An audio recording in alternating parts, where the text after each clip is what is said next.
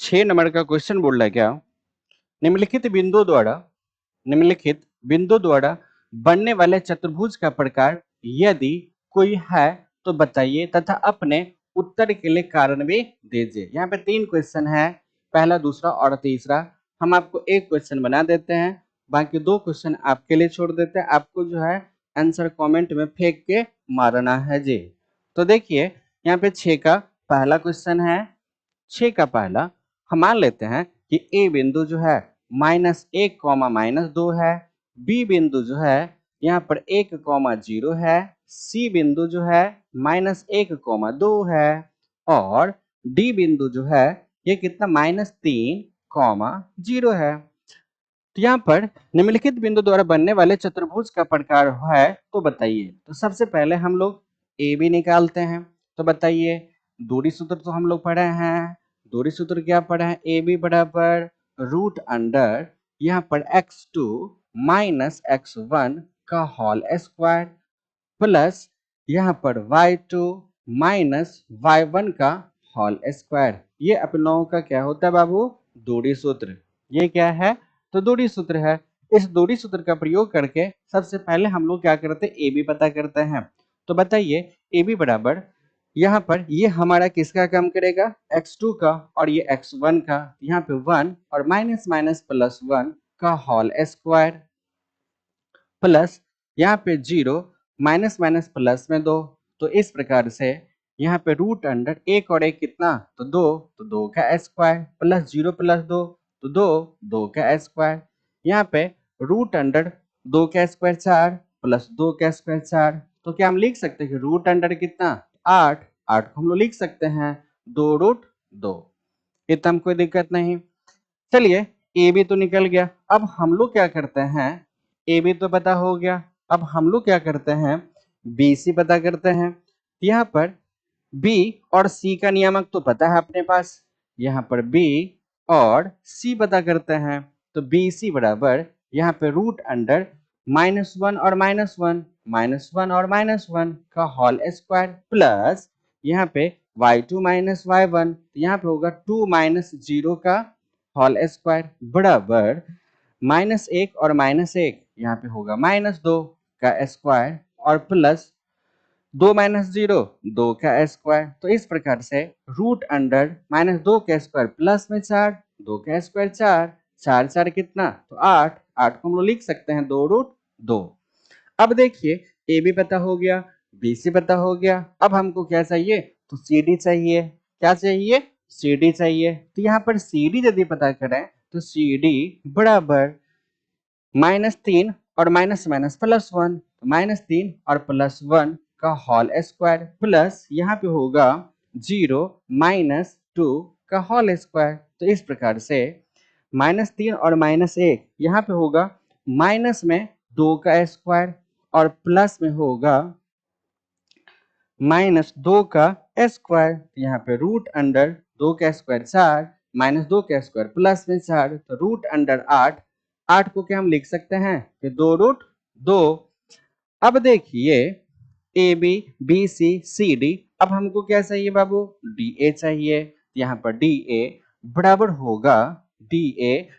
होगा root under x2 minus x1, तो -3 और माइनस माइनस +1 का होल स्क्वायर प्लस यहाँ पे 0 और माइनस माइनस प्लस में 2, तो यहाँ पे होगा 0 और प्लस में 2 का होल स्क्वायर बराबर होगा रूट अंडर -3 में से 1 घटाएंगे तो माइनस में 2 का स्क्वायर होगा और प्लस यहाँ पे 2 का स्क्वायर। तो इस प्रकार से रूट अंडर 2 का स्क्वायर कितना? तो 4, 2 का स्क्वायर 4, रूट अंडर 8, 8 का वर्गमूल कितना होगा?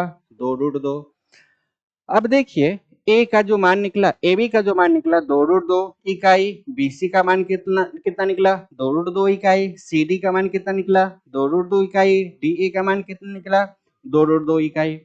अब यहाँ पर देखिए, A B B C C D और डी ए, ये चारों भुजा क्या है? आपस में बराबर है। तो चारों भुजा आपस में बराबर किस में होगा? या तो वर्ग में होगा, या तो वर्ग में होगा, या तो समचतुर्भुज में होगा।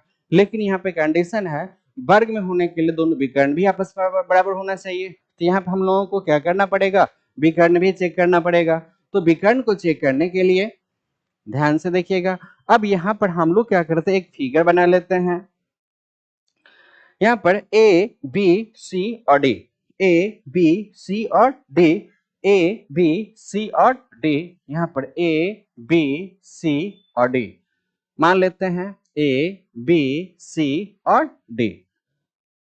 ए बी कितना निकला है, यहाँ पर 2√2 इकाई, बी सी कितना निकला है 2√2 इकाई, सी डी कितना निकला है 2√2 इकाई, और ए डी कितना निकला है 2√2 इकाई।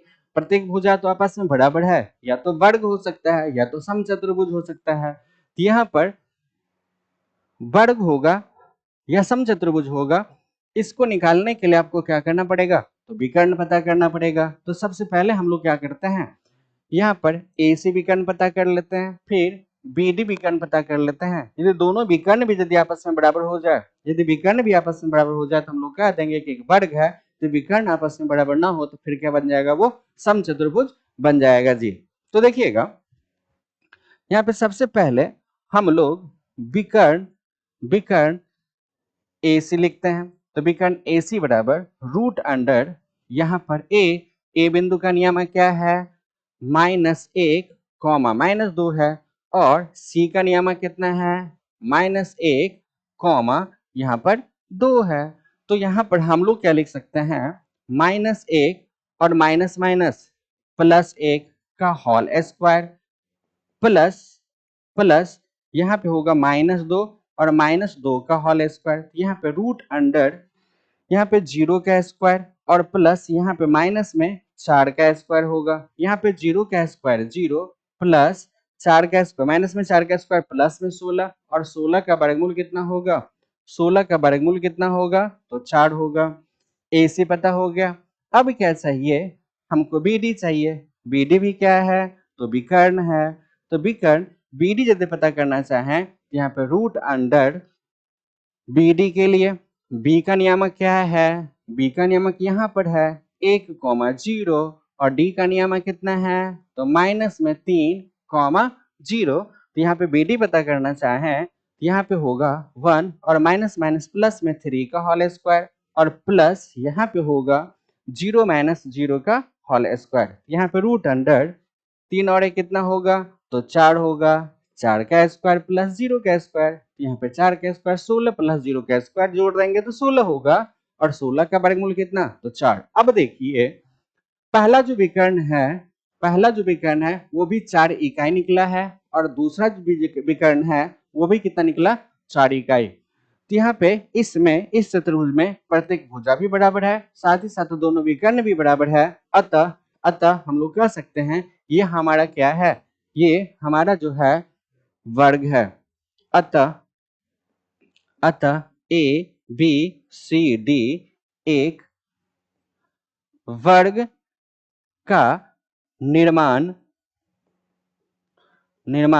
करती है, वर्ग का निर्माण करती है, क्योंकि प्रत्येक भुजा